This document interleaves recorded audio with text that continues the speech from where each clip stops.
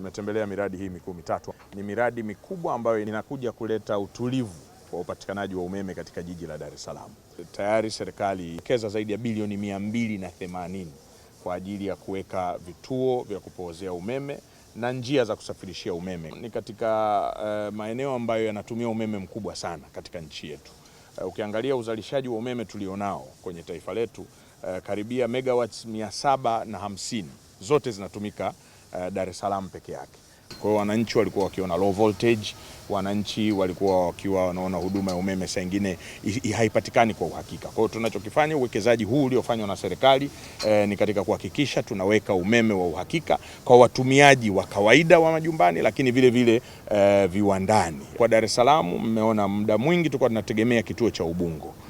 Sasa hapa tutakuwa tuna uwezo wa kuweza kuleta umeme mwingi zaidi kusaidiana na kituo chetu cha Ubungo, ambapo umeme wa Kinyerezi, umeme wa Julius Nyerere wote utakuwa ukifika hapa katika jiji letu la Dar es Salaam, na kisha utaenda Ilala na maeneo mengine ya jiji la Dar es Salaam. Kwa hiyo tunapunguza load iliyokuwepo pale Ubungo, ambayo itawezesha sasa wananchi kuendelea kupata umeme wa uhakika. Miradi iko mingi.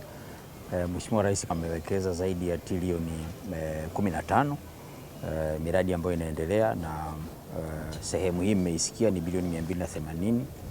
Sasa tulikuwa Gongo la Mboto, Kinyerezi 1 extension na hapa, na malengo mahususi ni kuboresha huduma zetu. Uwekezaji unaongezeka, viwanda, watu wanaongezeka. Kwa miundombinu inayokuwepo leo, lazima baada ya uwekezaji kuongezeka na idadi ya watu kuongezeka, lazima tuitoe na tuweke miundombinu mikubwa zaidi kwa ajili ya kumudu hitaji la wateja wetu. Mheshimiwa Rais ametuelekeza, hataki kabisa sisi watu wa umeme tuonekane ni kikwazo kwenye maendeleo ya watu, na tunamshukuru ametuwezesha. Jitihada zote hizi zinaendelea kuhakikisha umeme unaendelea kuwa sekta wezeshi kwenye biashara, uwekezaji na huduma.